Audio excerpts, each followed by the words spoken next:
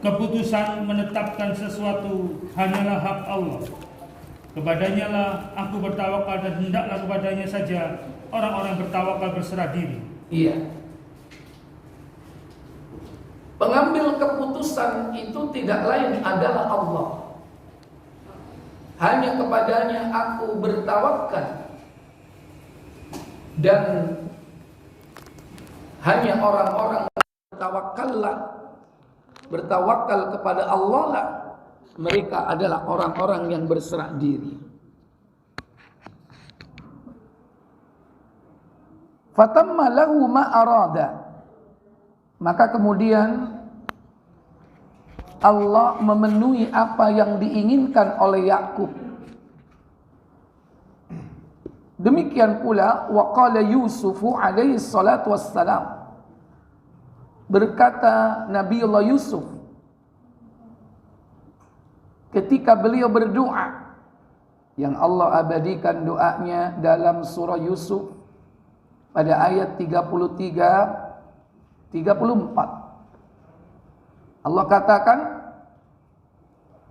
qala rabbi sijnu ahabbu ilayya mimma yad'unani ilayhi wa illa tasrif anni kaidahunna asbu ilayhin wa akum minal jahilin. Apa kata Allah? Yusuf berkata, hai Rabbku, penjara lebih aku sukai daripada memenuhi ajakan mereka kepadaku. Dan jika tidak engkau hindarkan daripadaku tipu daya mereka, tentu aku akan cenderung untuk memenuhi keinginan mereka. Dan tentulah aku termasuk orang-orang yang bodoh. Iya. Ini doa Nabiullah Yusuf alaihi salatu wassalam. Wahai Rabb, as-sijnu, penjara, ahabbu ilayya, lebih aku cintai, mimma yad'unani ilai, daripada ajakan mereka kepadaku, yakni ajakan para pembesar wanita-wanita negeri Mesir atau istri dari pembesar Mesir, pembesar Mesir. Khususnya siapa? Zulaikha, yang mengajak untuk berbuat zina, berbuat mesum. Wa illa tasrif anni kaidahunna, dan seandainya engkau tidak menyelamatkan diriku dari tipu dayanya, asbu ilaihinna, niscaya aku akan cenderung kepada mereka. Wa akum minal jahilin, dan aku termasuk orang-orang yang bodoh. Ini menunjukkan bahwa Nabiullah Yusuf merasa tidak mampu menghadapi godaan wanita. Makanya beliau meminta pertolongan kepada Allah. Karena dengan pertolongan Allah itulah manusia akan dijaga, dipelihara oleh Allah. Maka doa Nabi Yusuf ini akhirnya dikabulkan. Pada ayat berikutnya, fastajaba lahu rabbuhu fasarafa anhu kaidahun innahu was-sami'ul alim. Apa katanya? Maka Rabb-Nya memperkenankan doa Yusuf, dan dia menghindarkan Yusuf dari tipu daya mereka. Sesungguhnya dialah yang maha mendengar lagi maha mengetahui. Iya. Allah mengabulkan doa Nabiullah Yusuf, dan Allah menghindarkan Nabi Yusuf dari tipu daya wanita-wanita pembesar negeri Mesir. Maka Allah lah yang bisa memelihara manusia dari berbagai macam tipu daya, makar, dan bentuk-bentuk kejahatan yang dilakukan manusia. Selama manusia itu menghamba kepada Allah, berserah diri kepada Allah, merasa tidak mampu, maka mintalah kepada As-Sami', yakni zat yang maha mendengar. Karena Allah pasti mendengarkan setiap ucapan doa. Al-Alim, yang Maha mengetahui. Karena Allah lah yang mengerti keadaan manusia. Apa yang dibutuhkan oleh manusia. Sekalipun tidak ditampakkan. Karena dialah Allah, huwa al-zahiru wal-batinu. Yang zahir dan batin. Yang tampak maupun yang tidak tampak. Ai sami'ud du'ai, Allah mendengar doanya. Fatamma lahu amruhu hina i'tiraf bil iftiqar, hina i'tarafa bil iftiqar. Maka Allah menyempurnakan atau mengabulkan doanya, dicukupi urusannya ketika Nabiullah Yusuf menyatakan kefakirannya kepada Allah. Wa akhraja nafsahu minal hauli wal quwwah. Dan ketika Nabi Yusuf keluar atau mengeluarkan dirinya dari merasa mampu dan memiliki kekuatan. Fa wada'al amra ila rabbih subhanahu wa ta'ala. Dan menyerahkan segala urusannya kepada Rabb-Nya yang maha suci lagi maha tinggi. Maka di dalam berdoa hendaklah ada sikap merasa diri kita ini tidak mampu, sangat membutuhkan Allah Jalla wa'ala. Pengakuan, yakni yang disebut dengan al-iftiqar. Al-iftiqar itu merasa diri kita ini fakir, tidak punya apa-apa. Karena Allah sendiri mengatakan antumul fuqara lillah. Kalian itu fakir di hadapan Allah, enggak punya apa-apa. Lahir raja tidak membawa apapun, sehelai benang pun tidak ada. Itulah manusia. Awalnya tidak mengerti apa-apa. Kemudian Allah jadikan pendengaran, penglihatan. Allah jadikan hati. Allah beri ilmu. Allah beri rizki. Maka manusia itu tidak memiliki apapun. Sehingga segala sesuatu itu hakikatnya milik siapa? Milik Allah. Baik, yang ke-9. Wa min adabihi, di antara adab-adab berzikir adalah ayyakuna dzakir ala akmalis sifat. Hendaklah orang yang berzikir mengingat Allah memiliki sikap atau sifat yang sempurna, yang utama. Berzikir, fa in kana jalisan fi mawdi'in istaqbala al-qiblata, maka jika dia duduk suatu tempat, maka hendaklah dia menghadap ke arah kiblat.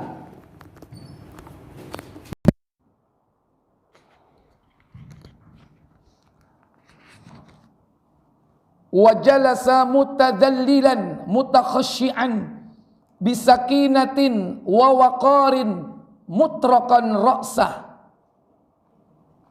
Duduk dengan menghinakan diri, mutakhasyian, khusyuk, bisakinatin, dengan tenang, sakinah,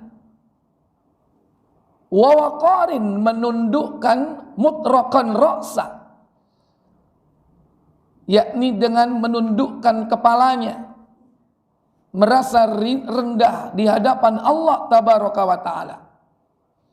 Walau dzakara ala ghairi hadhil ahwali, sekiranya dia berada pada posisi tidak sebagaimana hal tersebut di atas, yaitu zikir dengan duduk, jaza, maka diperbolehkan, wala karahatun fi haqqihi, maka tidaklah termasuk dilarang atau makruh seandainya tidak dengan cara seperti tadi. Lakin in kana bi ghairi udhrin kana tarikan lil afdal. Tetapi hal itu jika tanpa ada udzur. Tapi kalau tidak ada udzur, jangan sekali-kali dia meninggalkan yang utama. Karena yang paling utama tadi duduk, menghadap ke kiblat, menghinakan diri, khusyuk, kemudian dengan tenang. Tapi kalau tidak, boleh. Apalagi punya udzur. Jika tidak ada udzur, maka laksanakan hal itu dengan sebaik-baiknya. Wad dalilu ala adamil karahati qaulullah ta'ala. Di antara dalil yang menunjukkan bahwa hal itu tidaklah makruh, sebagaimana firman Allah Ta'ala dalam surah Ali Imran pada ayat 190 dan 191. Boleh berzikir dalam keadaan apapun, sekalipun tidak dalam kondisi yang utama, yaitu apa tadi? Jalisan, duduk, tadallul, mutakhasyian, sakinatan, tadarruan, mutraqan.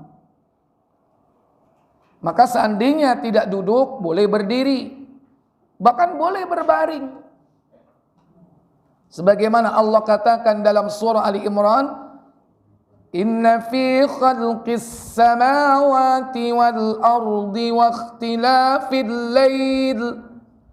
ikhtilafil laili wan nahari wal fulki allati tajri fil bahr. Ini salah ini.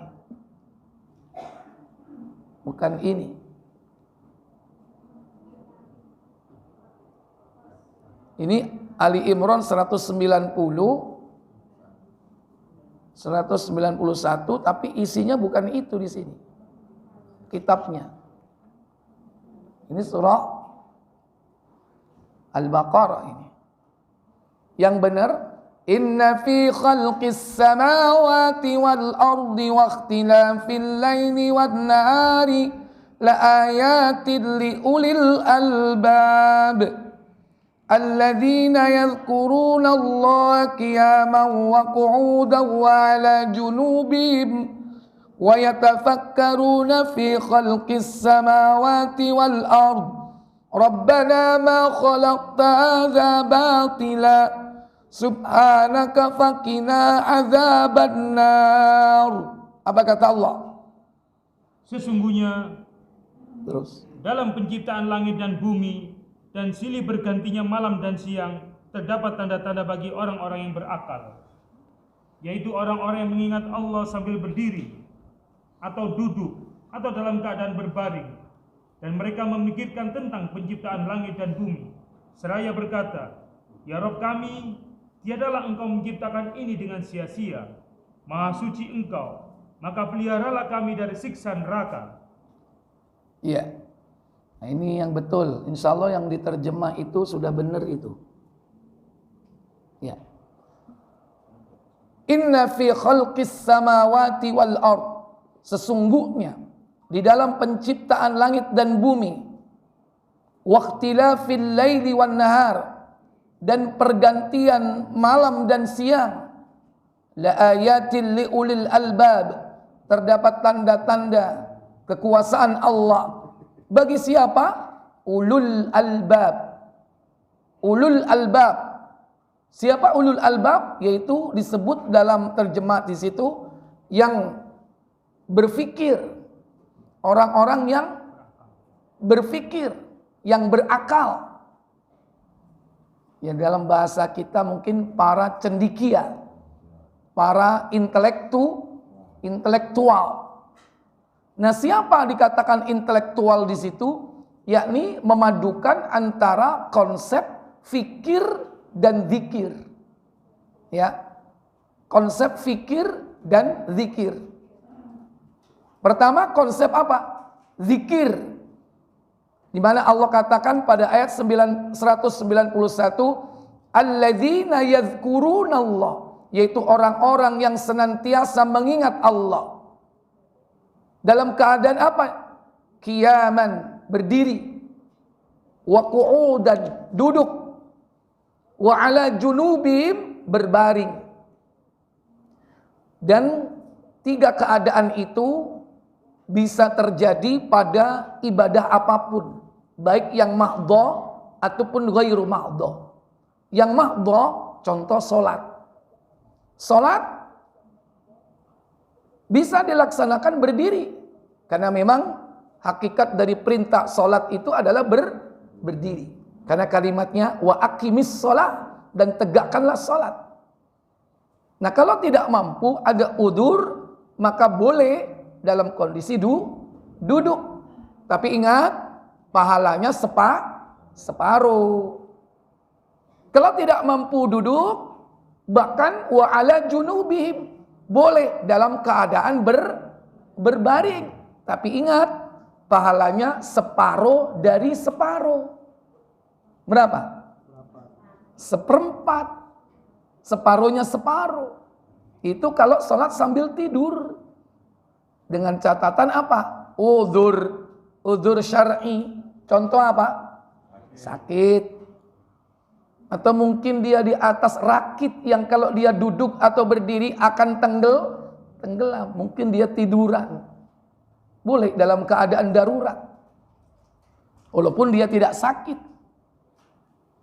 Nah, demikian pula ibadah ghairu mahdhah. Ghairu mahdhah diantaranya zikir dalam keadaan apapun. Dalam keadaan berjalan, sedang menunggu antrian, berada di lampu merah atau perempatan, sedang menunggu traffic light, berzikir. Atau sedang duduk, yang penting jangan bengong. Manfaatkan itu untuk mengingat Allah Jalla wa'ala. Sekalipun kita sedang melihat keindahan. Keindahan apa? Pemandangan.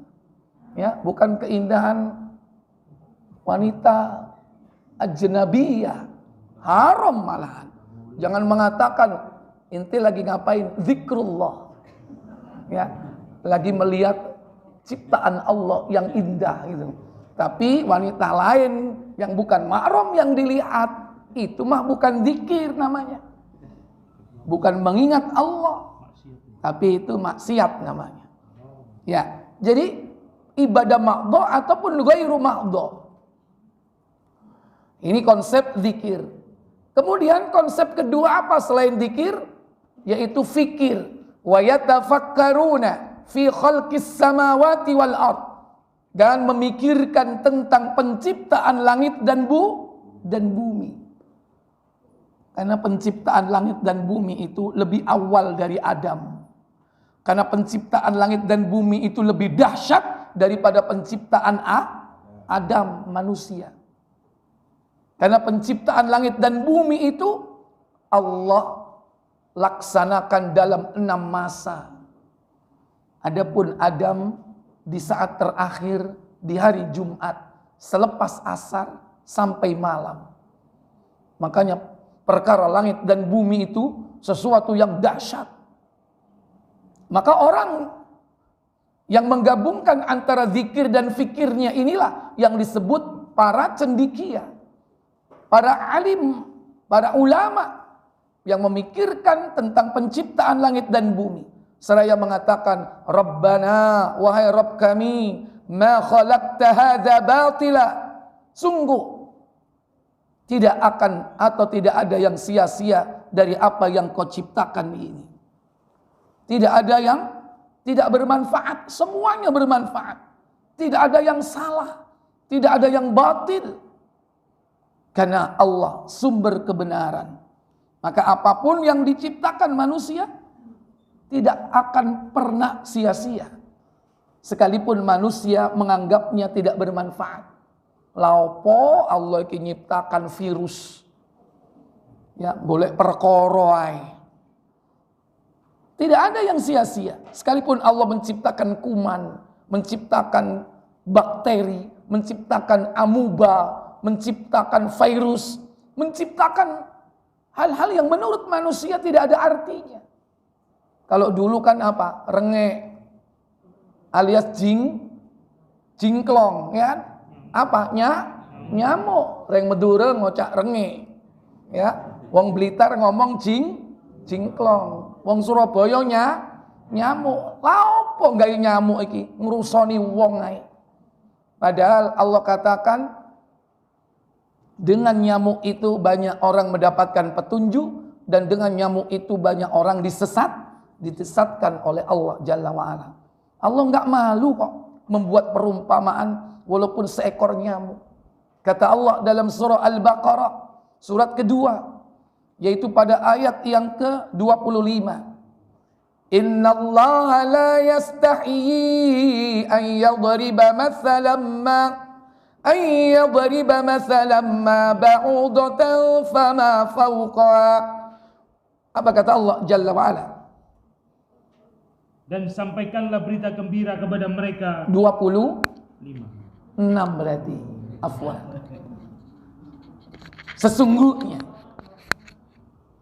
Sesungguhnya Allah tiada segan membuat perumpamaan berupa nyamuk atau yang lebih rendah dari itu. Atau yang lebih kecil dari itu. Kemudian adapun orang-orang yang beriman, maka mereka yakin bahwa perumpamaan itu benar dari Rabb mereka. Iya. Fa ammal ladzina amanu. Maka orang-orang yang beriman, mereka mengatakan apa? Annahul haqqu mir rabbihim. Ini kebenaran dari Allah, sesuatu yang hak. Adapun orang kafir apa katanya? Wa ammal ladzina kafaru fayaqul. Tetapi mereka yang kafir mengatakan, apakah maksud Allah menjadikan ini untuk perumpamaan? Ma'za aradallahu bihadza mathala. Ngapain sih Allah buat perumpamaan atau nyiptakan barang seperti nyamuk ini? Maka Allah katakan, yudillu bihi katsira wa yahdi bihi katsira. Apa katanya? Dengan perumpamaan itu banyak orang yang disesatkan Allah, dan dengan perumpamaan itu pula banyak orang yang diberinya petunjuk. Wa ma yudillu illal fasikin. Wa ma yudillu bihi illal fasikin. Dan tidak ada yang disesatkan Allah kecuali orang-orang yang fasik. Adab yang ke-10. Wa min adabi, adab berdoa, yakni al-ilhahu fid du'ai, terus menerus di dalam berdoa. Berdasarkan sebuah riwayat dalam Sahihain Bukhari dan Muslim, ini di nomor aslinya 240 dan di nomor asli Muslim 1794. Kisah ketika Nabi sebelum beliau hijrah ke Madinah, saat beliau sholat menghadap ke Ka'bah, beliau bersujud sementara orang-orang kafir Quraisy membuli Rasulullah, di mana kotoran dari hewan, isi perut dari hewan itu diletakkan di atas pundak beliau ketika beliau bersujud. Hadisnya diriwayatkan an Abdullah bin Mas'udin, dari Abdullah bin Mas'ud radhiyallahu taala anhu, anna Nabiy sallallahu alaihi wasallam, bahwasanya Nabi sallallahu alaihi wasallam kana yusalli 'indal bait, beliau melaksanakan salat di sisi Ka'bah. Wa Abu Jahlin wa ashabi lahu julusun, sementara Abu Jahal dan konco-konconya sedang duduk di sekitarnya. Idh qala ba'duhum li ba'd. Tiba-tiba sebagian mereka berkata sebagian yang lain, ayyukum yaji'u bisala juzurin bani fulanin. Siapa di antara kalian yang berani meletakkan isi perut hewan dari Bani Fulan, fayadha'u ala dhahri Muhammadin idza sajada, dan meletakkannya di atas punggung Muhammad ketika dia sujud. Famba'atha ashqal qaum, maka bangkitlah orang yang paling celaka di antara mereka.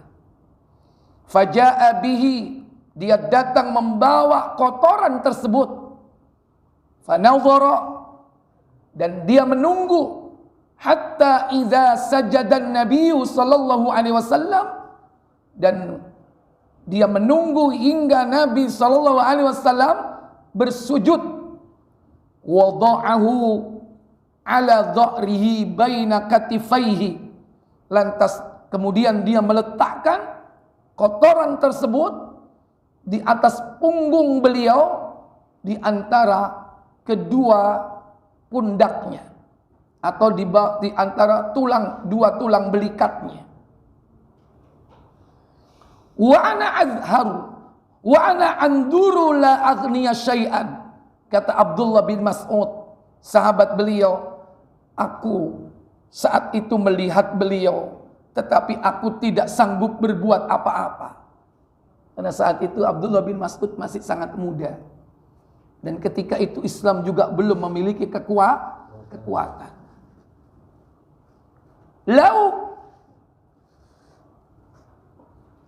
Lau kuntali mana'atun, sekiranya aku, lau kuntuli mana'ah, sekiranya aku dapat mencegah hal itu, niscaya aku akan lakukan. Maka dikatakan oleh beliau, Abdullah bin Mas'ud, faja'alu yadhakun, lantas mereka saling tertawa terbahak-bahak, wa yamilu ba'dahum ala ba'din, dan mereka saling melihat satu dengan yang lain. Wa Rasulullah sallallahu alaihi wasallam, sementara Rasulullah sallallahu alaihi wasallam sajidun, tetap bersujud, la yarfa'u ra'sahu, tidak mengangkat kepalanya, hatta ja'athu Fatimata faturihat an dha'rihi, hingga datanglah putri beliau yaitu Fatimah, dan kemudian mengambil atau membersihkan kotoran tersebut dari punggung beliau. Barulah kemudian farafa'a ra'sahu, Rasulullah mengangkat kepalanya. Thumma qal, kemudian beliau berdoa, Allahumma alaika bi Quraisy, wahai Allah, balaslah orang-orang Quraisy, siksalah orang-orang Quraisy. Thalatha marrat, beliau mengucapkan hal itu 3 kali. Fashaqqa alaihim idza'a alaihim, maka mereka pun merasa gelisah ketika Rasulullah sallallahu alaihi wasallam mendoakan mereka. Kenapa demikian? Karena wa kanu yarawna, mereka mengetahui, anna da'wata fi dzalikal baladi mustajabah, bahwasanya doa di tempat ini, di negeri ini adalah sangat mustajab. Setelah mereka didoakan oleh Rasulullah seperti itu, hati mereka resah, gelisah. Resah dan gelisah, menunggu keputusan Allah Jalla wa'ala. Kemudian Nabi SAW menyebut dalam doa beliau itu nama-nama mereka. Allahumma alaika bi Abi Jahlin, wahai Allah, hukumlah Abu Jahal. Wa alaika bi Utbah bin Rabi'ah, hukumlah juga Utbah bin Rabi'ah. Wa Syaibah bin Rabi'ah, Syaibah bin Rabi'ah. Wal Walid bin Utbah, Walid bin Utbah. Kemudian wa Umayyah bin Khalaf, Umayyah bin Khalaf. Wa Uqbah bin Abi Mu'id, dan juga Uqbah bin Mu'id. Wa addas sabi' falam nahfathu, dan aku lupa, yakni orang yang ketujuh yang disebut oleh Nabi. Maka Abdullah bin Mas'ud mengatakan, fawalladzi nafsi biyadih, demi Allah yang jiwaku berada di tangannya, laqad ra'aitu, sungguh aku telah melihat mereka, alladzi adda Rasulullah sallallahu alaihi wasallam, yang disebutkan oleh Rasulullah dalam doanya, sar'a fil qalibi badrin, mereka semua tewas dalam perang Badar, mati kabeh. Makanya sebelum dia mati resah dan gelisah. Kenapa? Doanya itu mancep ke dalam jiwanya, ya. Kenapa? Itulah orang-orang yang menyakiti hati Rasulullah. Sebelum azab itu turun, mereka sudah diazab. Diazab apa? Hatinya, diazab jiwanya, hidupnya tidak tenang. Makanya orang yang mencaci Rasulullah, membenci Rasulullah, menghina Rasulullah, sekalipun dia hidup di muka bumi ini, kelihatannya tenang, ayem, tentrem, iya kan? Kaya, raya, apalagi memiliki apapun, tapi hakikatnya Allah sudah mengazab mereka dengan apa? Hancurnya hati, rusaknya jiwa. Mereka tidak akan pernah hidup bahagia. Mereka tidak akan pernah hidup tentram dan tenang.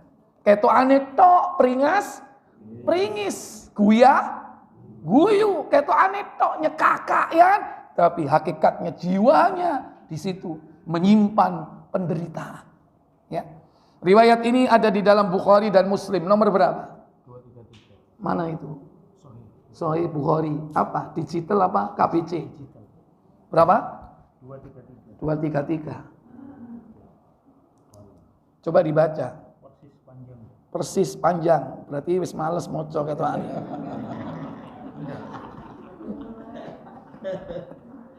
Ono yang beli-beli, mari ngomong 233, ngomong dawa ya. Ayo dibaca, coleh pahala. Atur-atur ini kok kenjiran. Ayo. Dulang rek.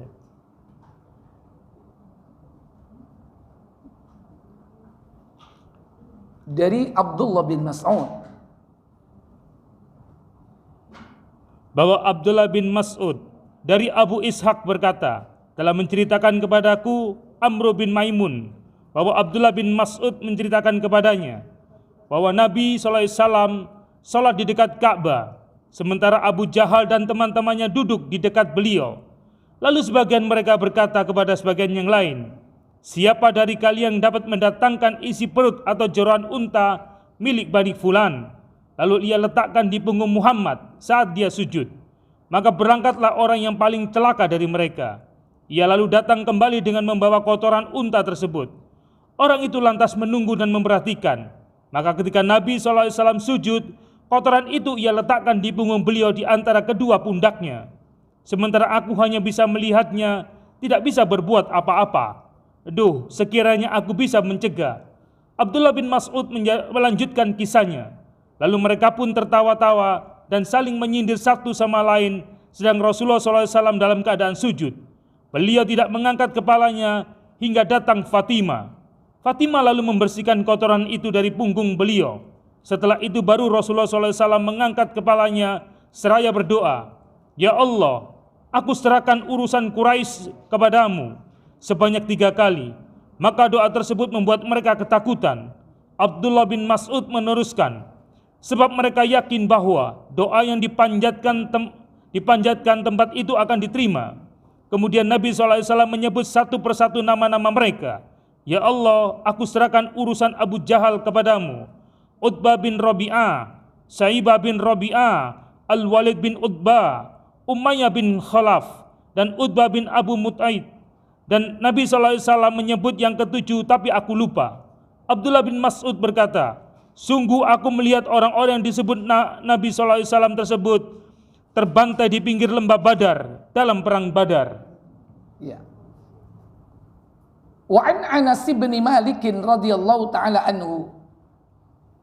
Riwayat kedua dari Anas bin Malik tentang seorang yang berdoa itu harus dilakukan dengan terus-menerus. Ya. Artinya menunjukkan kesungguhan bahwa doa itu tidak bisa sekali dua kali. Terus. Ini menunjukkan bahwa dia melakukannya dengan sungguh-sungguh. Yadhkuru Anas bin Malik menceritakan anna rajulan, bahwasanya seorang laki-laki dakhala yaumal jumu'ati min babin, yakni memasuki masjid pada hari Jumat melalui sebuah pintu. Kana wajahul mimbar, yang pintu itu menghadap ke mimbar Rasulullah sallallahu alaihi wasallam qaiman, yang ketika itu sedang berkhutbah, berdiri melakukan khutbah. Faqal, lantas orang itu mengatakan, ya Rasulullah, halakat al-mawashi, telah celak, telah binasa hewan ternak, banyak yang mati. Wangqata'at subulu, dan jalan-jalan terputus. Artinya bahwa saat itu terjadi kekeringan, sehingga hewan-hewan ternak itu tidak bisa minum. Fad'ullaha ayyaghithana, maka berdoalah kepada Allah, mintalah kepada Allah agar Allah menolong kita semua. Qal, maka Anas bin Malik mengatakan, farafa'a Rasulullah sallallahu alaihi wasallam yadaihi, beliau mengangkat kedua tangannya. Faqal, dan berdoa, Allahumma skina, Allahumma skina, Allahumma skina. Wahai Allah, berilah kami air, beri kami air. Wahai Allah, berilah kami air. Maksudnya turunkan hujan.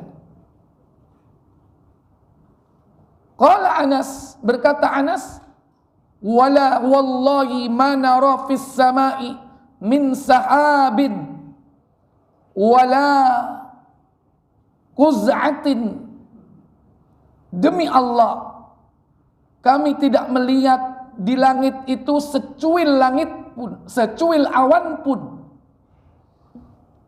bahkan awan yang paling kecil,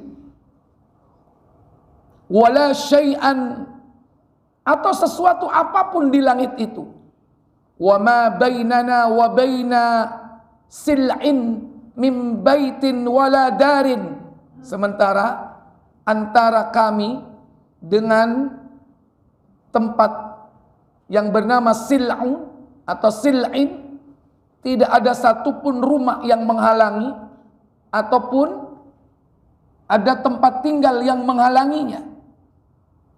Qal, lantas Anas bin Malik mengatakan, fatala'at min wara'ihi sahabatun mithlat tarsi, maka tiba-tiba muncullah, yakni segumpal awan bagaikan perisai berada.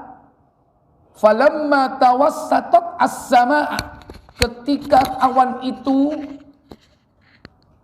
yakni berada di tengah-tengah langit, intasyarat, maka awan itu akhirnya menyebar ke seluruh penjuru Thumma amtarat. Kemudian turunlah hujan. Dia mengatakan, wallahi ma ra'ayna syamsa syai'an. Ma ra'ayna syamsa sab'an. Demi Allah, sungguh aku tidak melihat matahari selama 7 hari. Berarti selama 7 hari itu apa? Hujan terus. Kalau 7 hari hujan terus, kira-kira gimana? Dan itulah yang terjadi.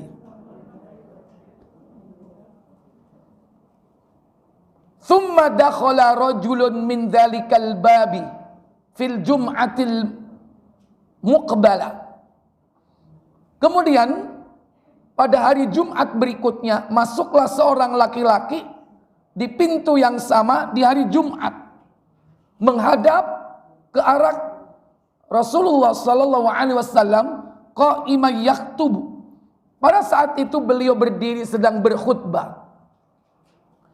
Fastaqbalahu qa'iman, lantas orang itu pun menghadap kepada beliau yang sedang berdiri berkhutbah. Faqal, dan mengatakan, ya Rasulullah, wahai Rasulullah, halakatil amwalu wanqata'atis subul, telah musnah harta benda dan terputus jalan-jalan. Fad'ullaha yumsikuha, mintalah kepada Allah agar Allah menghentikan hujan. Kata Anas, farafa'a Rasulullah sallallahu alaihi wasallam yadai. Rasulullah sallallahu alaihi wasallam mengangkat kedua tangannya. Tsumma qal, kemudian beliau berdoa, Allahumma hawalaina, wahai Allah, turunkan hujan di sekitar kami, wala alaina, bukan di atas kami. Allahumma alal akami, wahai Allah, turunkan hujan di atas bukit, wadzirabi, dan juga di lembah-lembah, wal audiyati, dan juga di tempat-tempat penampungan air, wa manabitis syajari, dan tempat-tempat tumbuhnya pohon-pohon kayu. Maka kata Anas bin Malik, fangqata'at, maka berhentilah hujan ketika itu. Fakharajna, maka kami pun keluar. Namshi fis syamsi, berjalan di atas teriknya matahari. Berarti ini doa yang pertama yang dilakukan oleh Nabi SAW dengan kesungguhan dan menunjukkan bahwa Nabi terus minta, jangan sampai berhenti untuk tidak meminta, terus meminta kepada Allah Jalla wa'ala. Yang kedua, ini juga mengajarkan kepada kita bahwa hujan itu hanya bisa dihentikan dengan doa, bukan dengan memanggil pawang. Termasuk memindah hujan itu yaitu dengan doa. Sebagaimana doa tadi, wahai Allah, turunkan hujan bukan di atas kami, tapi di sekitar kami, di sekitar yang jauh. Maksudnya di atas bukit, di atas gunung. Kalau Surabaya, di atas gunungnya, gunung yang dekat. Gunung apa? Gunung Anyar, Ngawurai. Gunung yang bener sana loh. Gunung Sari mana? Di atas bukit atau gunung, di sana. Gunung yang dekat di daerah Pacet, Trawas sana, gunung apa? Gunung di Mojokerto. Ada Gunung Welirang, ada gunung apa lagi yang dekat-dekat sana. Atau diturunkan di atas tempat penampungan air seperti laut, seperti sungai. Atau juga yakni tempat-tempat lembah yang awalnya lembah kemudian terisi dengan air. Jadilah apa? Mungkin jublang ya. Apa jublang itu? Ya, genangan air yang banyak itu. Atau bahkan wa manabitus syajar, yakni di atas tumbuhnya pohon kayu. Tempat-tempat tumbuhnya pohon kayu berarti di hutan. Ini doa yang diajarkan Nabi supaya berhenti hujan itu, atau hujan itu dipindah. Hadis ini terdapat di dalam Sahih Al-Bukhari dan juga Muslim. Sahih Bukhari 1013, Sahih Muslim 897. Ada? 958. Berarti Sahih Muslim itu ya. Sahih Bukhari. Baik. Kemudian nomor 11. Wa min adabihi, di antara adab-adab dalam berdoa adalah raf'ul yadain, mengangkat kedua tangan, wastiqbalul qiblah, dan menghadap ke arah kiblat. An Abi Musa al-Ash'ari radhiyallahu ta'ala anhu qala, dari Abu Musa al-Ash'ari, semoga Allah meridhoinya, ia berkata, da'an nabiyyu sallallahu alaihi wasallam bima'id fatawadda'a bih. Beliau berdoa, yakni beliau meminta air, maksudnya beliau meminta air untuk berwudu.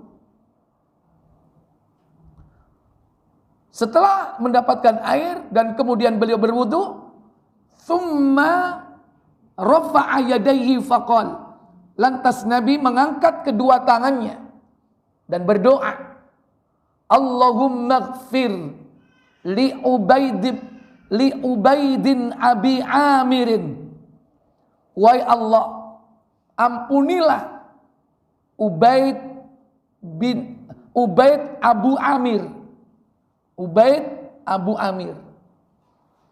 Wa ra'aitu bayadha ibtihi, dan aku melihat putih ketiak beliau.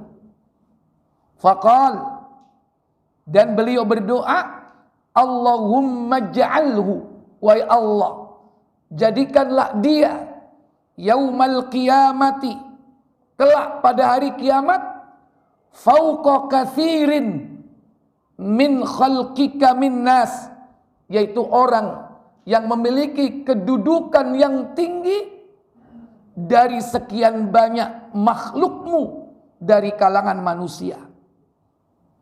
Ini doa beliau untuk Ubaid Abu Amir, supaya Ubaid ini diberi kedudukan yang tinggi di antara manusia-manusia. Hadis ini terdapat dalam Sahih Bukhari juga dan Sahih Muslim. Di Bukhari nomor 4323, dalam Sahih Muslim 2418. Benar? Di situ 2000 berapa? 2400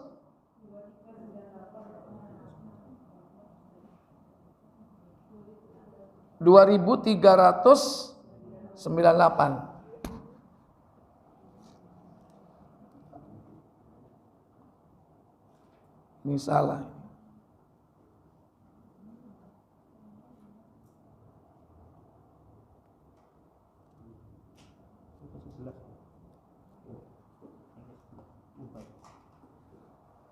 Ya.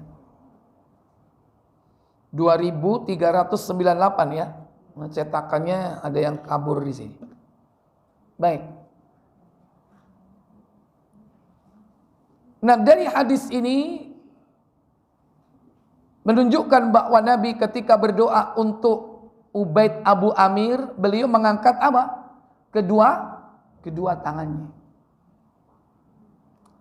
Demikian pula hadis yang lain.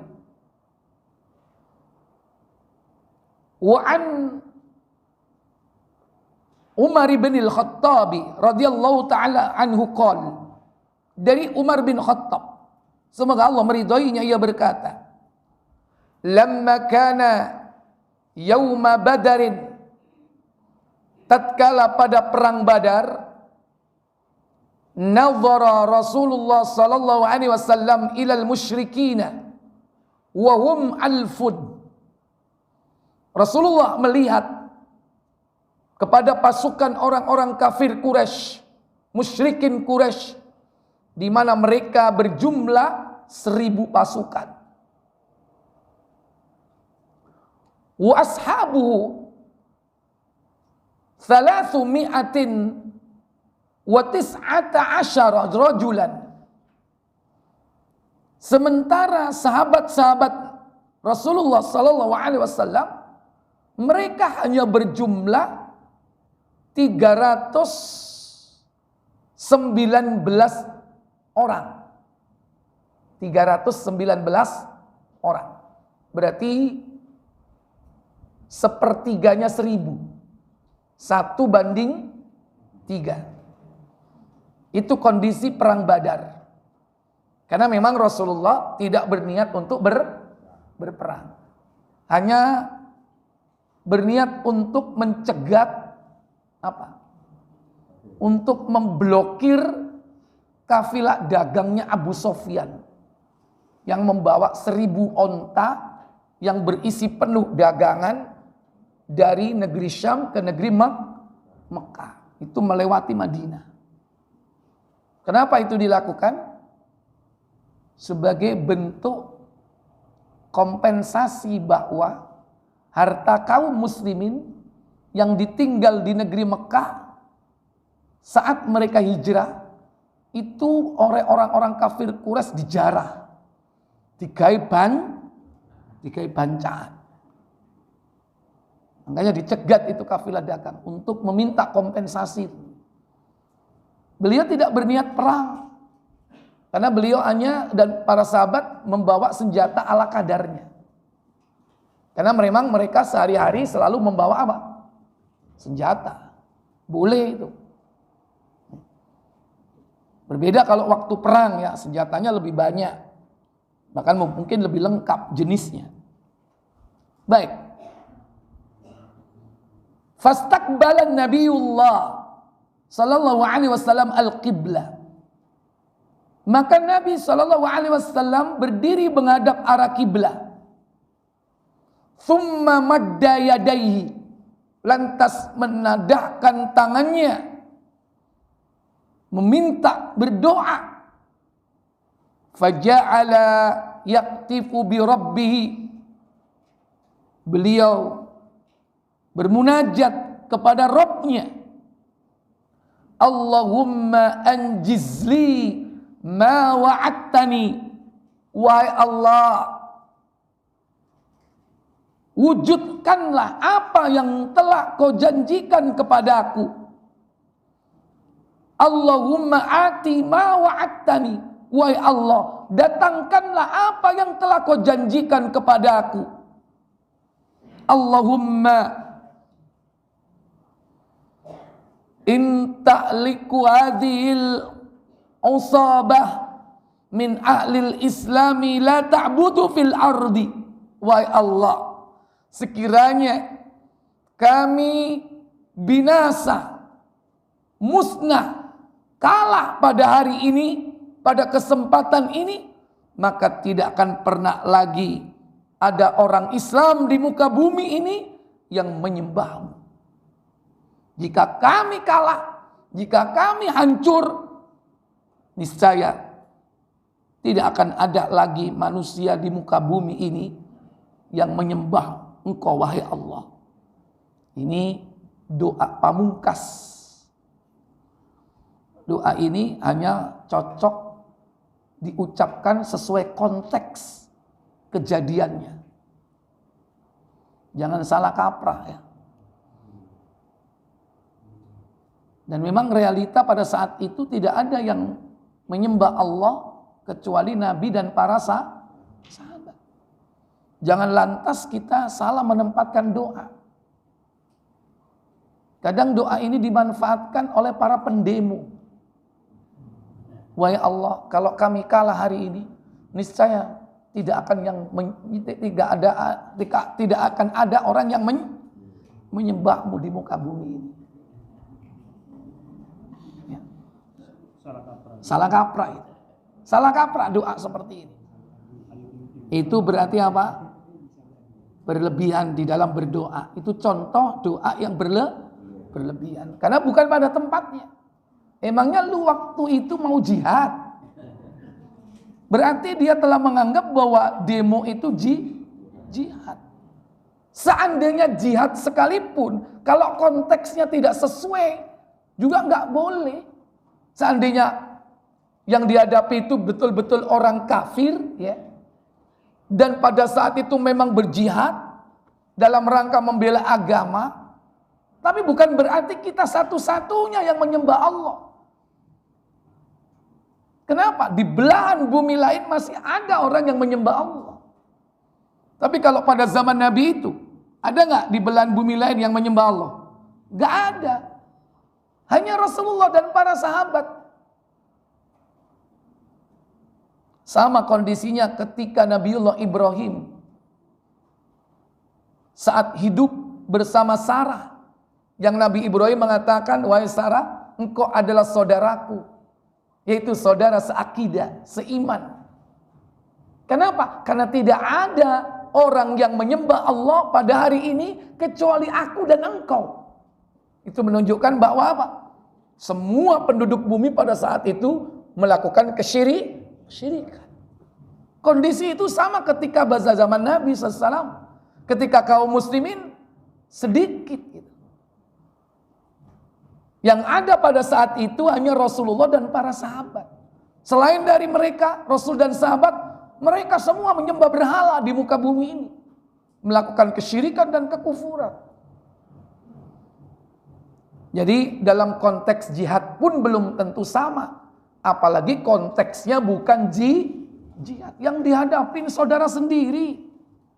Yang dihadapin sama-sama muslim. Fama zalat ya'tifu bi rabbi.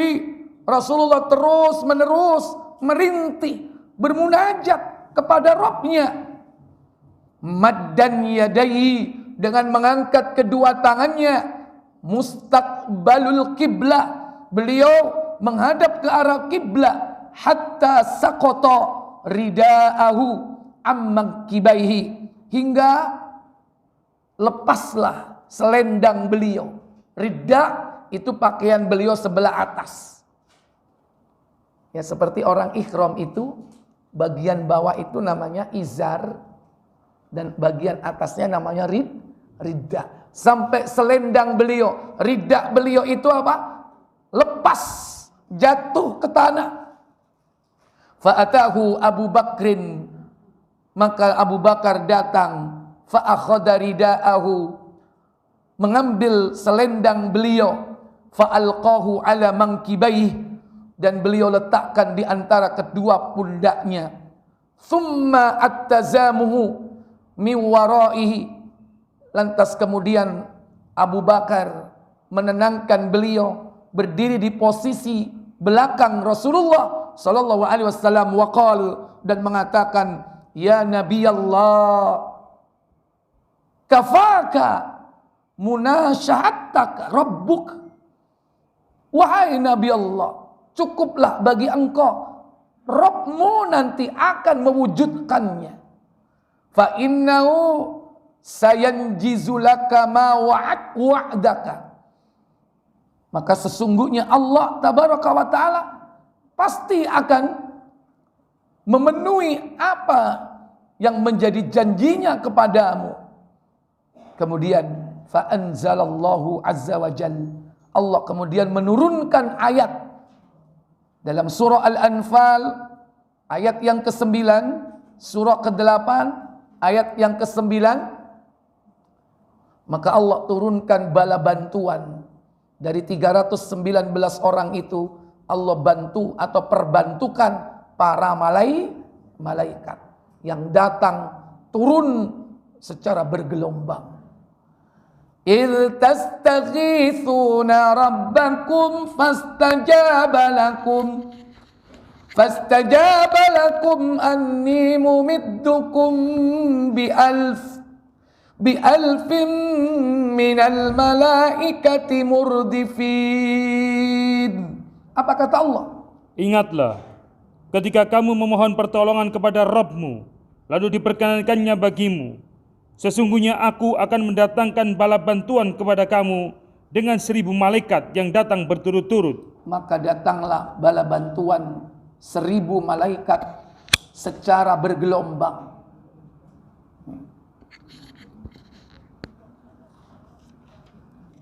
Nabi ketika itu melakukan doa dengan sungguh-sungguh dalam posisi menghadap kemana? Ke arah kiblat. Dan yang kedua, yamuddu yadaihi ilas sama, yaitu menadahkan tangannya kemana? Ke arah atas, ke arah langit. Begini, ya, berdoa. Bahkan beliau mengangkat tangannya tinggi-tinggi. Beliau munajat kepada Allah Jalla wa'ala sampai ridaknya jatuh. Fa'amadahullahu bil malaikah, maka Allah memberikan pertolongan dengan datangnya malaikat. Itu malaikat waktu membantu kaum muslimin itu nggak ngelihat. Yang melihat siapa? Orang-orang kafir Quraisy. Mereka melihat orang muslim ini loh, kok pasukannya banyak gitu. Dan pasukan malaikat ini ternyata apa? Menunggang kuda. Bersenjatakan apa? Bersenjatakan cambuk atau cemeti. Makanya orang-orang kafir Quraisy yang mati pada perang Badar, banyak yang kepalanya pecah, jidatnya ini retak, kena cambuk. Ya, kemudian terinspirasi, orang-orang akhirnya naik kuda bawa cambuk, jadilah jaran kepang. Ya, itu kan malaikat yang datang itu bawa senjata cambuk itu. Nah, sementara yang jaran kepang itu malah gak kena ya. Sudah goyang-goyang pakai musik. Walaupun niatnya pengen mungkin mengabadikan peristiwa besar itu. yakni apa? Turun bantuan malaikat yang dikirim oleh Allah. Nah, kaum muslimin ketika itu hanya mendengar suara saja.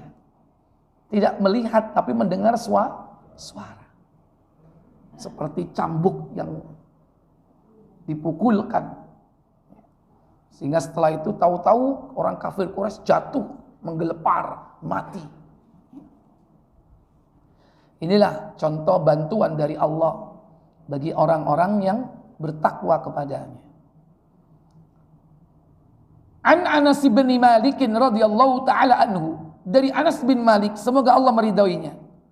Anna Rasulullah sallallahu alaihi wasallam, bahwasanya Rasul sallallahu alaihi wasallam kana la yarfa'u yadayhi fi syai' min du'aihi, adalah Nabi sallallahu alaihi wasallam tidaklah beliau mengangkat kedua tangannya meminta sesuatu di dalam doanya illa, melainkan fil istisqa, di dalam salat meminta hujan.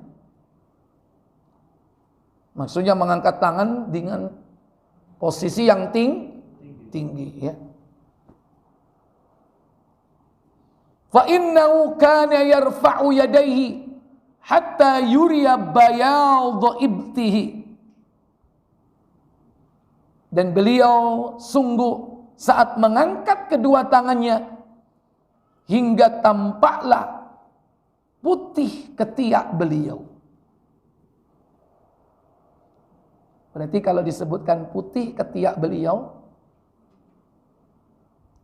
maaf, ada rambutnya enggak? Ada rambutnya enggak? Enggak ada rambutnya. Ya, kalau ada rambutnya Mungkin bahasanya bukan putih ketiak beliau. Apa? Cok gai-gai. Tapi dengan kalimat tampaklah putih ketiak beliau, berarti menandakan bahwa beliau adalah orang pertama yang menerapkan fitrah dalam Islam. Ada 10 fitrah kan? 5 di kepala, 5 di badan. Mulai dari al-khitan, istighdad, mencukur bulu kemaluan, memotong kuku. Kemudian apa? Mencabut bulu ketiak. Bulu ketiak itu diapain? Dicabut, bukan dicukur. Kalau dicabut habis nggak? Habis nggak kalau dicabut? Habis.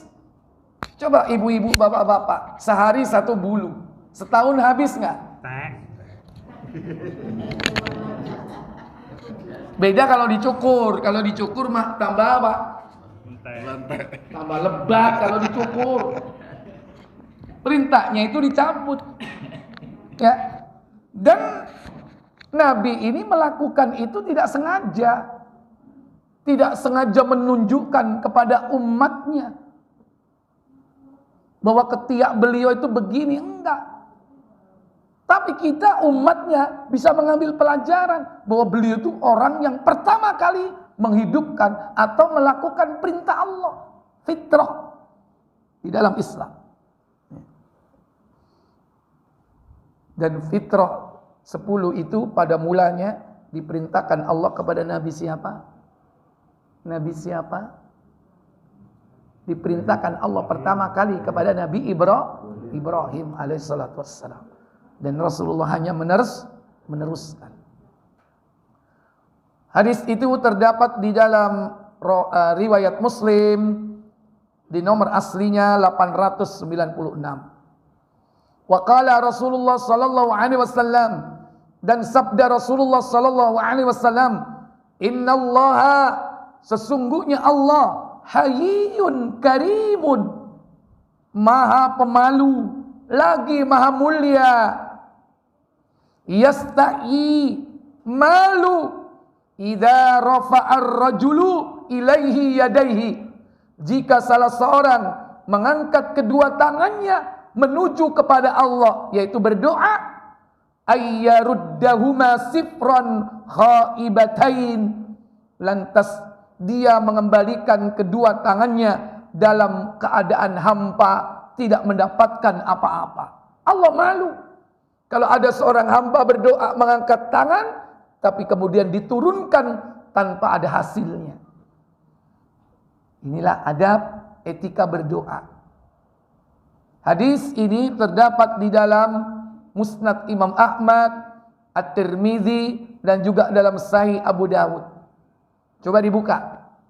Mungkin Abu Dawud 1488. Ya, silakan. 1488. Dari Salman, dia berkata, Rasulullah SAW bersabda, apa sabda beliau? Sesungguhnya Rabbku Tabaraka wa Ta'ala adalah maha pemalu dan maha mulia. Dia, yaitu Allah, malu terhadap hambanya yang mengangkat kedua tangannya dalam berdoa, kemudian ditolaknya dengan tangan kosong. Ditolaknya dengan tangan kosong.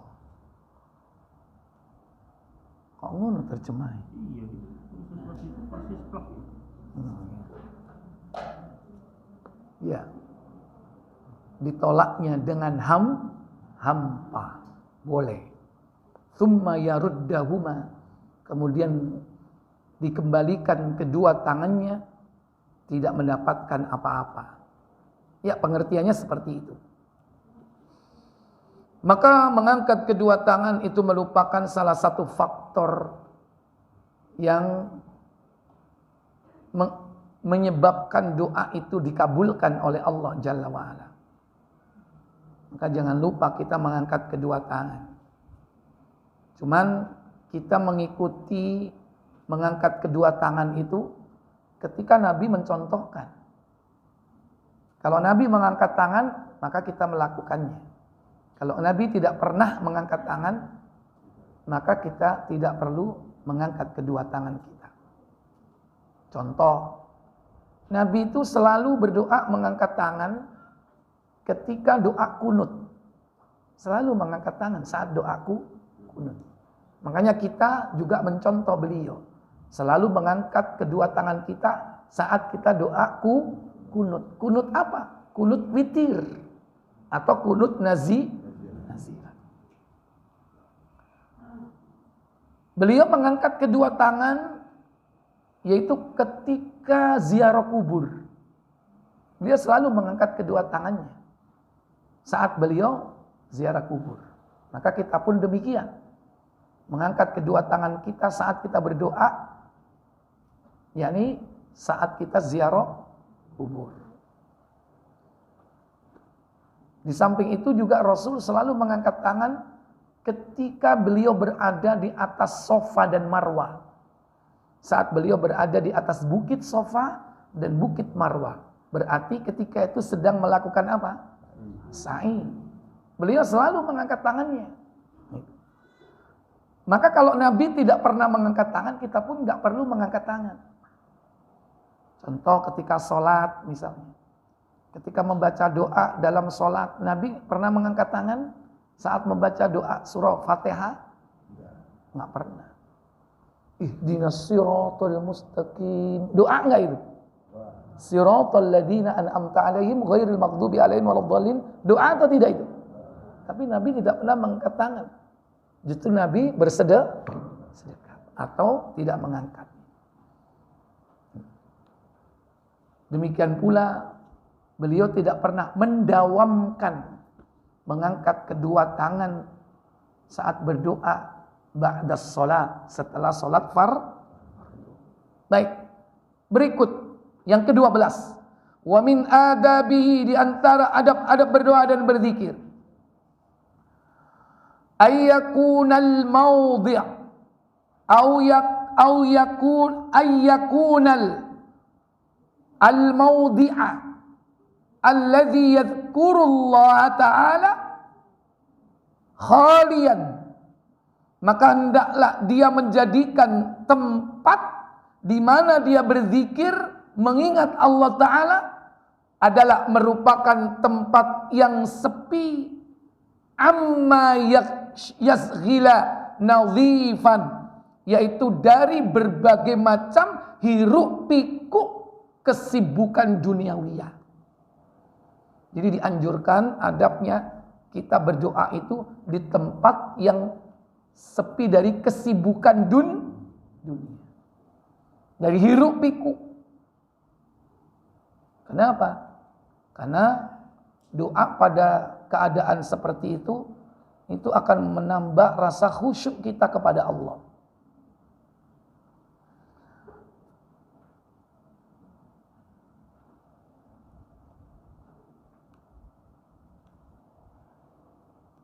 Wa innahu a'damu fi ihtirami dzikri wal madhkur. Karena sesungguhnya memilih tempat yang sepi dari keramaian dalam rangka untuk memuliakan zikir dan zat yang diingat. Memuliakan zikir berarti memuliakan aktivitasnya. Bahwa aktivitas ini adalah ibadah. Kemudian memuliakan yang diingat.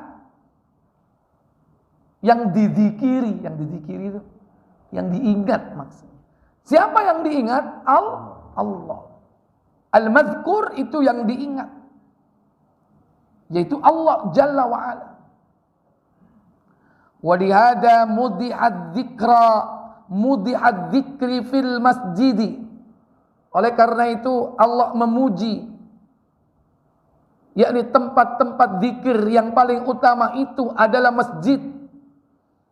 Demikian pula wal mawadhi'us syarifah, dan tempat-tempat yang mulia. Ya, yang paling mulia di muka bumi ini apa? Masjid. Setelah itu apa? Yang serupa dengannya. Ya, tempat sholat. Apakah itu disebut dengan musolla, Musola itu biasanya tempat lapang untuk sholat id. Musola. Atau orang bilang istilah yang lain apa? Surau. Ada orang bilang apa? Langgar.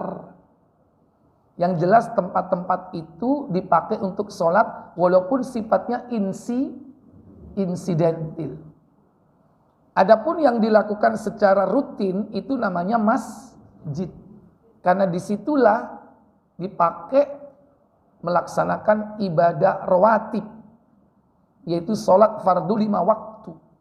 Bahkan di tempat itu dikumandangkan azan dan iqamah. Mengajak, memanggil orang-orang untuk melaksanakan ibadah berjamaah. Itu tempat yang paling mulia.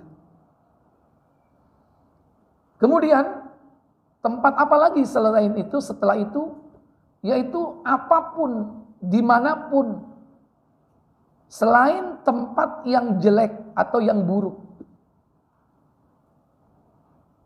Di antaranya apa?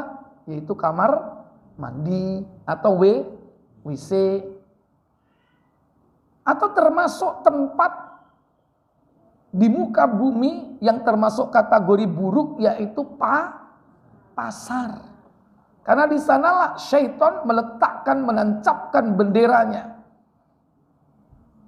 Maka selain dari itu semua, bumi dijadikan oleh Allah suci. Bumi dimanapun selain dari yang najis adalah tempat yang suci. Sehingga manusia boleh bersujud di sana, di atasnya. Termasuk di dalamnya ada aktivitas apa? Berdoa dan juga berzikir. Tapi yang lebih utama yaitu di mana? Di masjid atau yang sejenisnya, atau di rumah-rumah kita. Makanya rumah kita atau tempat di mana saja yang tidak terlaknat itu adalah yang dipakai untuk zikir. Karena dunia ini terlaknat. Dan terlaknat apa saja yang ada di dalamnya. Kecuali apa? Zikir, mengingat Allah. Atau melakukan perbuatan yang diridhoi Allah. Maka rumah yang dipakai untuk zikir, rumah itu tidak terlaknat. Waja'an Abi Maisarah rahimallahu ta'ala qala. Datang riwayat dari Abu Maisarah.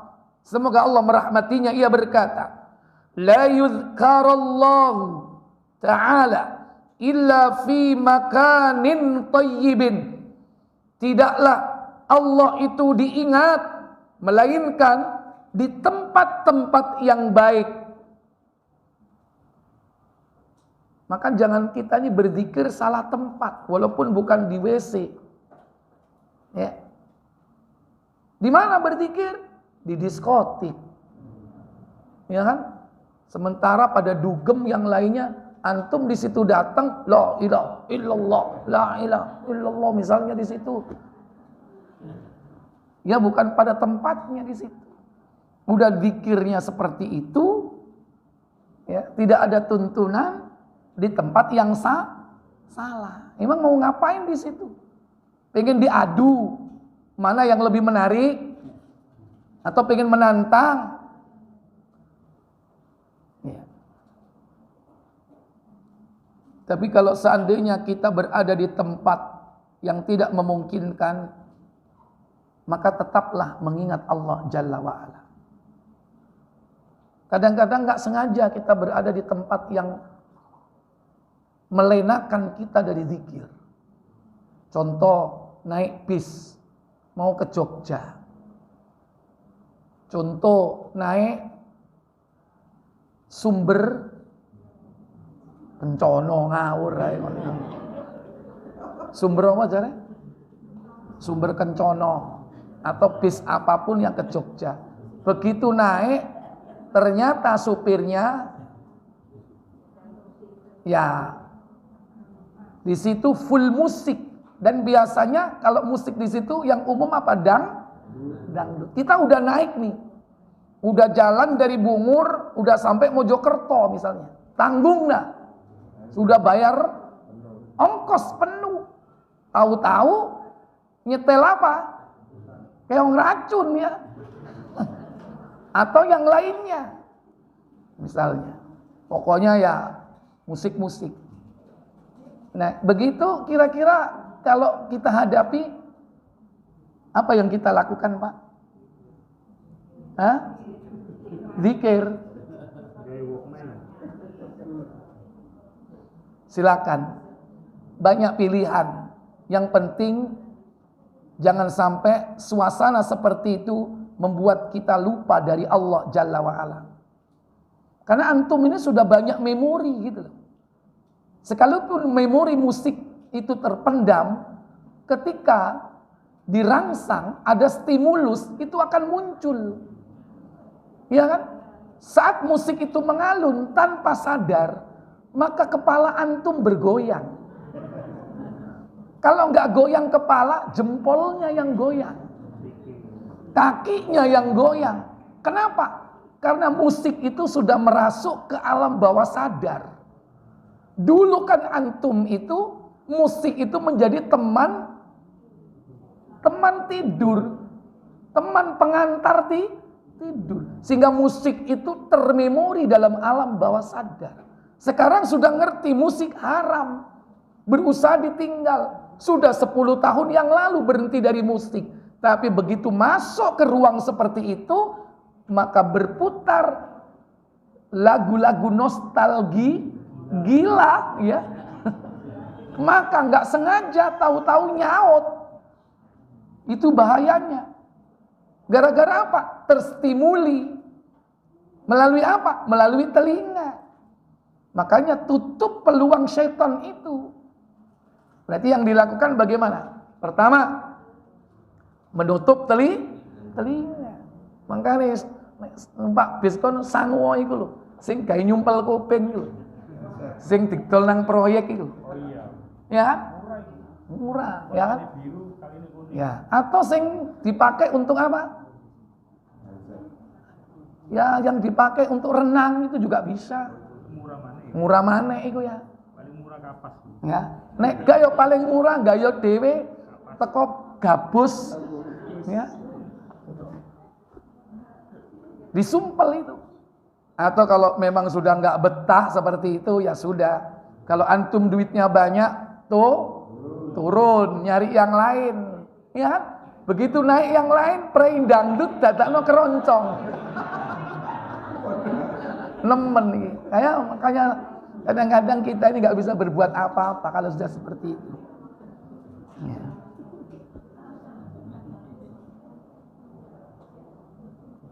Ini dalam rangka apa? Mengkondisikan zikir di tempat-tempat yang bebas dari apa?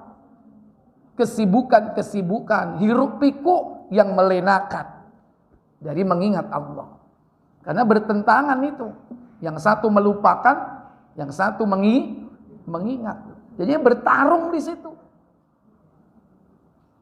Yang ke-13, wa min adabihi, di antara adab-adab berzikir. Tak kasih dalilnya yang nomor 12 itu ada di dalam Sahih Muslim 989 tentang 7 orang yang dinaungi oleh Allah dengan naungan awan di hari kiamat. Yang terakhir yaitu orang yang mengingat Allah, berzikir khalian, dalam keadaan sunyi. Sehingga dengan kesunyian itu jiwanya terkondisikan untuk dekat dengan Allah. Sehingga frekuensinya nyambung. Tanpa sadar berlinang air mata. Menangis. Coba dibaca KBC 989. Kalau enggak dimanapun boleh. Kata Nabi SAW, sab'atun yudhilluhumullahu fi dhilli yauma la dhilla illa dhillu. Ada 7 kelompok manusia yang diberi naungan kelak di hari kiamat, ketika hari tidak ada naungan kecuali naungan Allah. Yang pertama, imamun adilun, pemimpin yang adil. Yang kedua, wa syabbun nasa'a fi ibadatillahi azza wa jal. Seorang pemuda yang menghabiskan masa mudanya untuk beribadah kepada Allah Jalla wa ala. Yang ketiga, rajulun qalbuhum mu'allakum bil masajid. Seseorang yang hatinya selalu terpaut di masjid. Rindu, berharap, pengen selalu memakmurkan masjid.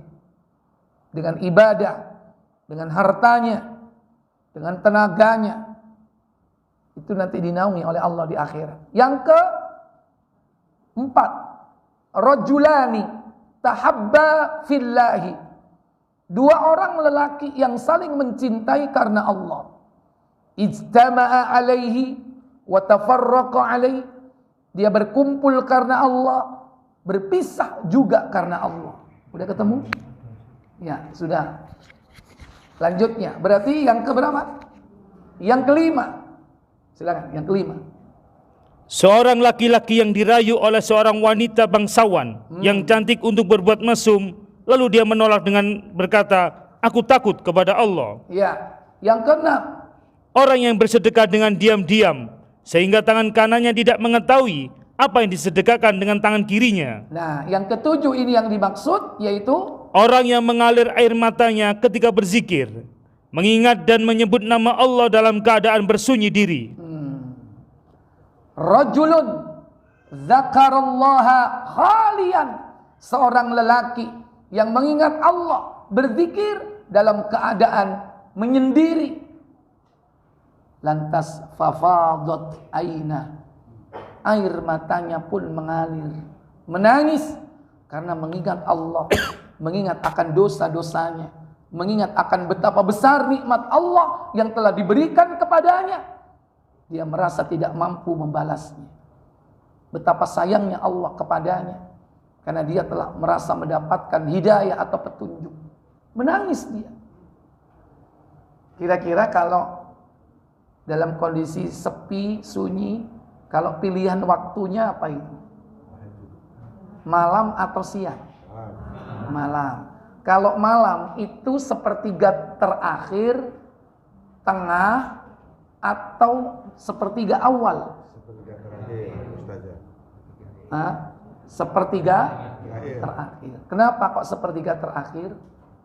Secara tradisi dan budaya, karena memang sepertiga terakhir itu mayoritas manusia itu tidur. Kalau sepertiga pertama sih melek, ya warung sih rame. Sepertiga kedua yo sih melek, ya banyak masih terutama sih ngopi apa? Sih ngopi cangkruk nang nang warkop ya. Apalagi yang buka 24 jam. Ya, kalau sudah lewat sepertiga tengah, masuk sepertiga terakhir, mulai dari wis kakuan, wis loyo, ya kan? Justru itulah saat-saat terbaik, ketika frekuensi manusia itu lebih kuat karena jernihnya suasana. Walaupun di saat itu diskotik juga masih hidup. Nggih napa mboten? Nggih. Sampai jam piro? Telu. Lu kok ero? Sampai jam 3 ya. Ya. Ya. Itu pengalaman mlebu, kadang pengalaman Gojek ngeterno mule.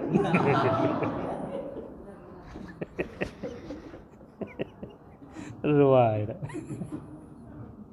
Lu aku kan nek budal subuh kan perlu ketok.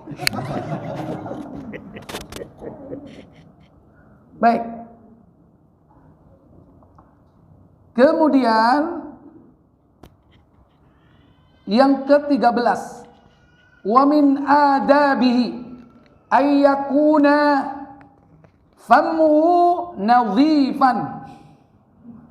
Hendaklah mulut yang dipakai zikir itu bersih. Fa in kana fihi yataghayyura azaluhu bisiwak. Maka jika sekiranya mulutnya itu kotor, maksudnya dengan sisa-sisa makanan, maka hilangkanlah hal itu dengan siwak. Siwak di sini bisa yang dimaksud gosok gigi, atau paling tidak siwak yang praktis yang dibawa kemana-mana. Karena itu tidak membutuhkan air. Nek sikat mbek odol mesti sampean butuh apa? Air, banyu. Terus yang delok wong iku malah blenek. Ya kan? Nang dindi misalnya kepingin dzikir nang bis, mari ngono sampean sikatan mbek odol. Ya kan? Wong mirip kabeh. Ya kalau dengan apa? Dengan kayu arok, ya. Nah itu praktis, bisa dibawa kemana-mana. Dan bisa dieksekusi kapan saja, kapanpun. Nabi itu bangun tidur bersiwak, mau tidur bersiwak, mau masuk rumah menemui istri, siwakan dhisik, Pak. Apalagi kangen ya kan, ojo metu ya kan, mlebu omah lali siwak ya kan, akhirnya saking kangene, kemudian apa? Katut itu, ya. Apa katut, mama. Ya. Atau ditransfer pindah. Ya Allah, sing guyu ku cerdas banget. Terus paham. Paham betul soalnya pengalaman. Nah, iku nek bojo cinta wis gak ono jijik ya kan?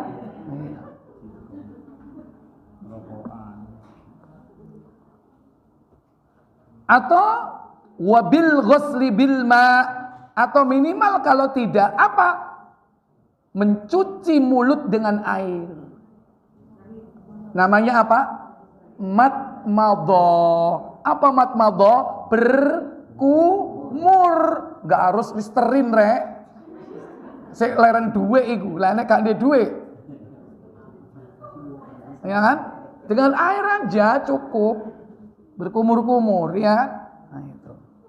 Nah kalau dulu kan belum ada cairan-cairan seperti itu. Paling enggak kalau pengen wangi ya pakai banyu sumur.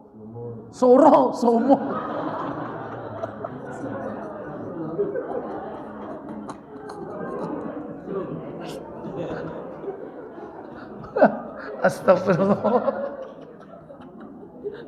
Banyu soro kok sumur. Astagfirullah. Berarti Pak Budi durung tahu itu.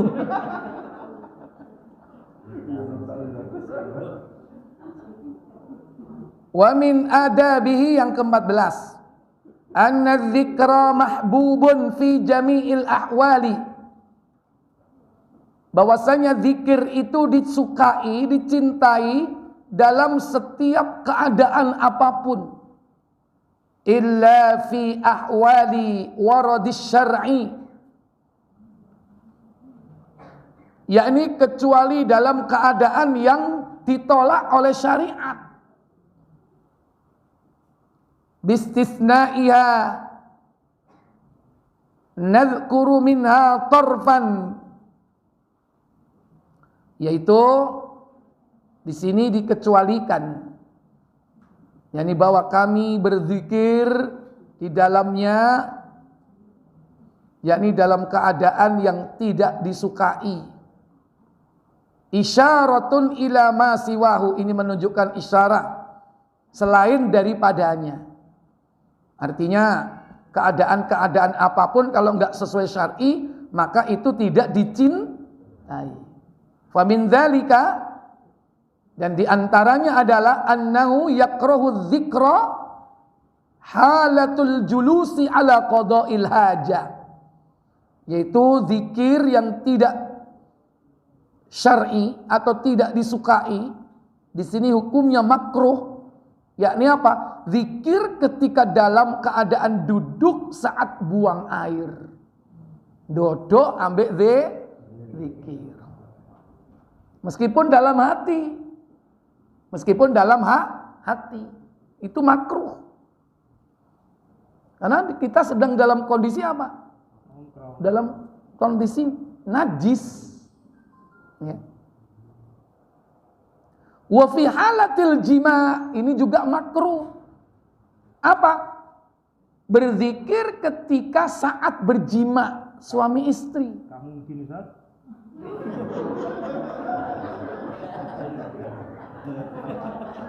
Lu kan melok aliran.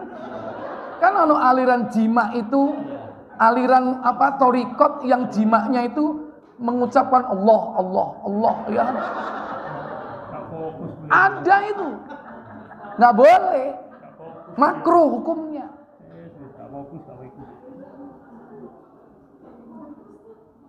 Ya.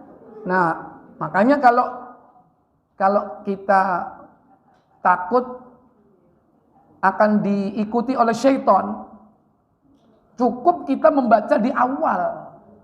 Bukan kok alasan lantas saya supaya saat jima ini tidak diikuti jin, maka setiap gerakan saya berzikir. Ya kan? Setiap gaya ini berzikir, gaya itu berzikir, setiap dengus nafas berzikir supaya nggak diikuti setan. Nggak ada dalil itu. Tapi ada orang-orang tertentu yang memang digelincirkan oleh syaitan melakukan itu. Ya. Maka Islam memberi solusi. Solusinya apa? Cukup di awal. Ya. Yaitu membaca apa? Bismillahi Allahumma jannibna syaitana wa jannibis syaitana ma razaqtana. Itu. Wis waleh rek ngawur. Ya cukup bismillah, itu bagian dari zikir, itu sudah, itu wes jangan sampai. Dan itu mestinya bukan hanya laki-laki, perempuan juga begitu. Tujuannya untuk mengcover. Kalau suaminya lupa, soalnya sebelum itu lali kadang-kadang. Maka harus di-cover oleh pasangannya, ya. Makanya jangan lantas hanya suruh suaminya yang ngapal doa itu. Suami istri, karena doa itu harus dipelajari, diamalkan, tidak dibedakan antara laki dan perempuan. Islam itu tidak membedakan. Syariat itu berlaku sama, baik laki ataupun perempuan. Ya. Kemudian wa fi halatil khutbah, dan juga ketika dalam kondisi ada khutbah, liman la yasma'u sautal khatib, terutama bagi mereka liman yasma' yang mendengarkan suara khatib. Ketika suara khatib itu terdengar, kita tidak boleh berzikir, harus dengerin. Kecuali suara khatibnya nggak kedengeran. Contoh, mungkin lampu mati, ku khotib ku lapo iku kok mangap-mangap tapi kok gak krungu. Ya udah kita zikir aja sendiri boleh. Boleh. Ya. Atau mungkin karena apa? Jauhnya. Mungkin masjidnya sangat panjang, sangat luas, sementara apa? Loudspeakernya tidak mencukupi sehingga enggak terdengar. Atau tidak ada loudspeakernya. Ya, maka boleh berzikir. Justru itu cara agar kita apa? Tidak berbicara. Nah, tapi orang sekarang itu kadang-kadang nggak bicara, tapi juga nggak zikir. Apa? Tapi ngeraji. Ya. Wayai khutbah krak-krok tiba itu turu ngorok. Pernah nggak Pak? Maaf. Pernah nggak dengar orang seperti itu ketika khutbah? Sering. Ojo-ojo sing ngomong. Karena memang setan itu luar biasa. Justru tidur paling nikmat itu tidur saat khutbah. Nikmat banget itu. Makanya saya sarankan hari Jumat itu dimanfaatkan sebaik-baiknya. Apa maksudnya? Pertama, dikurangi aktivitasnya. Terutama sebelum apa? Sebelum sholat Jumat. Kenapa? Kenapa banyak orang ngantuk, bahkan tidur ketika khutbah? Karena udah capek gitu loh. Dan khutbah itu siang hari kan, waktu zuhur atau waktu Jumatan. Itu kan saatnya orang melepas lelah, istirahat. Begitu longgo, kena AC, budal. Kan begitu. Makanya dalam Islam itu, di dunia Islam, hari Jumat itu libur. Tidak kerja. Supaya pagi itu bisa pertama, bisa melaksanakan sunnah Rasulullah. Sunnah apa? Ya. Sunnah yang paling utama ya membaca surah Al-Kahfi. Kuai sunnah Rasul ya. Itu enggak masuk dalam hadis itu. Ya, enggak ada itu. Enggak ada. Jadi membaca surah Al-Kahfi pagi hari. Ya kan? Setelah itu mungkin olahraga, nyantailah pada saat itu. Kalau perlu apa? Tidur dulu sejenak sebelum Jumatan. Berangkat jam 10, 9 sampai 10 tidur. Boleh sekedar nanti supaya apa? Fresh. Ketika apa? Khotib berkhutbah, meteng-teng. Ya, artinya apa? Betul-betul konsentrasi. Gitu. Nah, selama ini yang terjadi apa? Justru saat khotib selesai berkhutbah baru orang bangun. Ya, sering itu kita dapati ketika iqomah, tangi. Sering itu. Kadang-kadang tidur sampai udah geletak, tidak duduk pada tempatnya, tapi nggak mau wudhu, langsung sholat. Bisa jadi orang itu batal wudhunya. Kalau mata itu sudah tertutup, maka pintu dubur itu bisa terbuka. Ya, makanya duduknya harus betul-betul duduk yang pas. Agar tidak apa? Agar tidak batal wudhunya karena sebab buang angin. Baik. Jadi itu waktu-waktu yang misalnya dimakruhkan ya. Wa fil qiyami fis shalah, dan juga ketika dia melaksanakan salat, bal yastaghilu bil qiraah, dan juga bahkan ketika dia sibuk membaca Al-Qur'an. Baik, yang ke-15 min adabihi, yang terakhir dalam bagian yang kedua ini, yakni idza sullima alaihi raddas salamu thumma ada ila dzikri. Jika diberi salam, maka hendaklah kau jawab salammu, kemudian kembalilah kau berzikir. Wa kadzalika atasa indahu atisin, atasa indahu atisun sammatahu thumma ada ila dzikri. Demikian pula ketika kau mendengar orang yang bersin dan dia memuji Allah, maka jawablah pujiannya itu. Alhamdulillah. Maka kita mendengar pujian Allah, mengucapkan yarhamu kallah, nek lanang, yarhamu killahi, nek wedo. Ya. Summa ada ila dzikri, maka kemudian lanjutkan zikirnya. Wa kadzalika sami'al khatib, dan juga ketika kau mendengarkan khutbah, jawab salam itu. Maka kemudian melanjutkannya, mengingatnya. Wa kadza, demikian idza sami'al muadzin, ketika kau mendengarkan suara azan, ajabahu fi kalimatil azan, maka jawablah suara azan itu. Summa ada ila zikri, kemudian kembalilah setelah itu berzikir.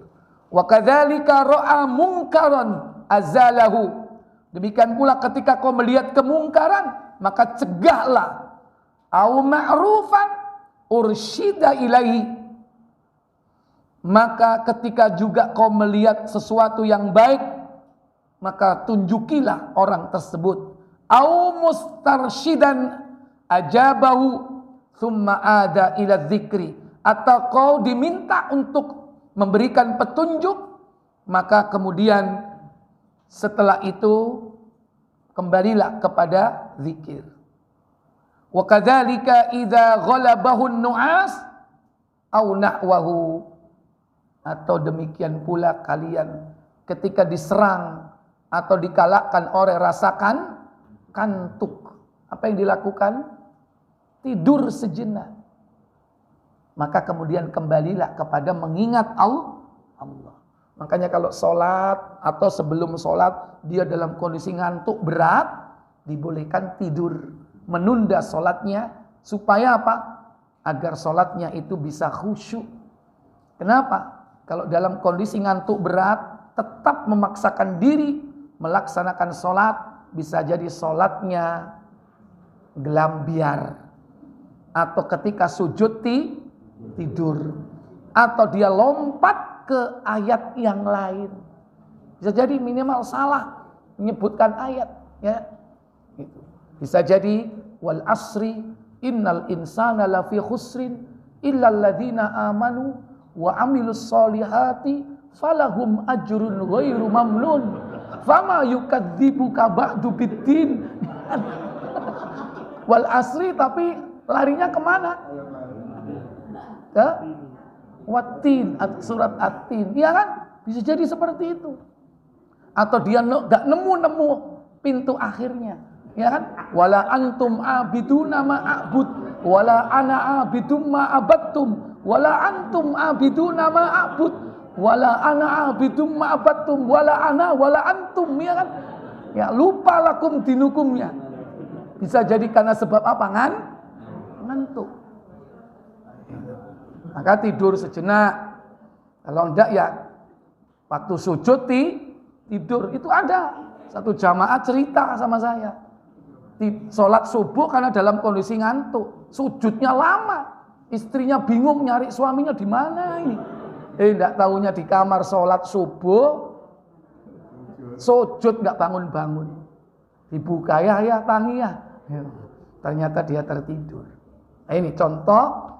Ini apa? Dalam kondisi tertentu ada jeda untuk menghentikan zikir. Maka kalau itu merupakan perintah yang wajib, maka kita dahulukan yang wajib, baru kemudian kita lanjutkan yang sunnah. Wallahu a'lam. Inilah akhir dari pembahasan bagian kedua, adab zikir dan berdoa. Fa insyaallah kita masuk yang akan datang salisan, bagian ketiga, awqatul ijabati wa aqwaliha, waktu-waktu mustajabah, waktu-waktu yang sangat baik dikabulkannya doa. Wallahu a'lam. Wa akhiru da'wana walhamdulillahi rabbil alamin. Wassalamu alaikum warahmatullahi wabarakatuh. Baik, silakan kalau ada pertanyaan, saya beri waktu.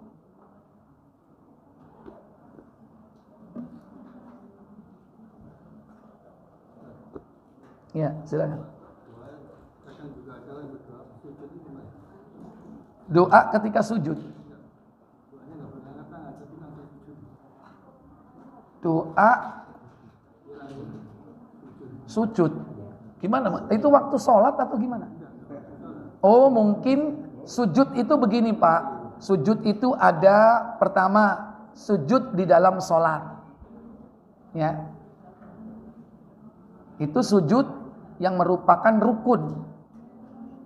Ada sujud yang merupakan perintah sunnah, yaitu sujud tilawah. Sujud tilawah.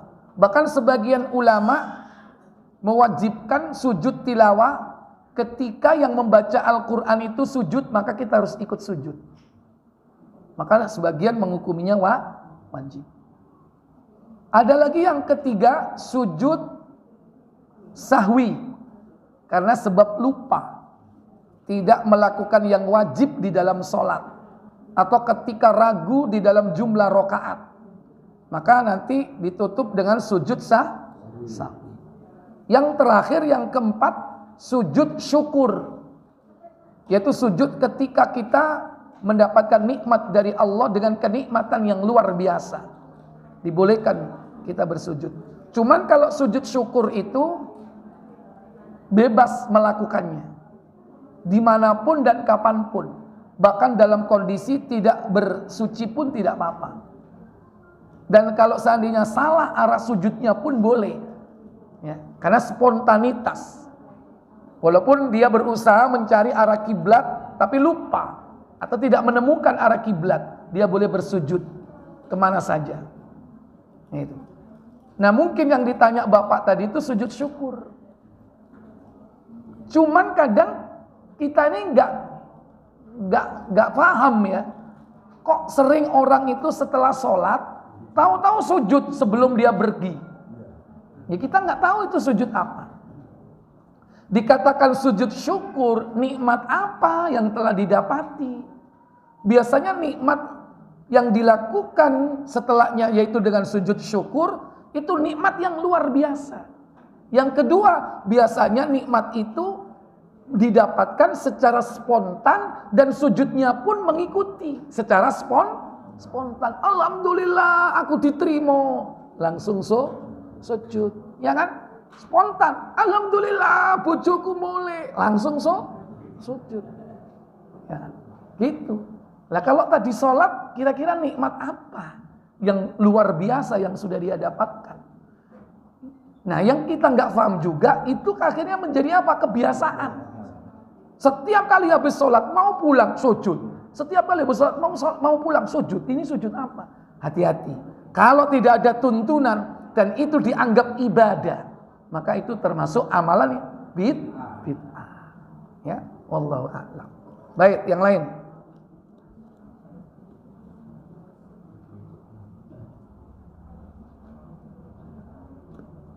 Baik, kalau tidak ada saya cukupkan sampai di sini. Saya tutup dengan kafarat majelis. Subhanakallahumma wa bihamdik asyhadu an la ilaha illa anta astaghfiruka wa atubu ilaik. Wassalamualaikum warahmatullahi wabarakatuh.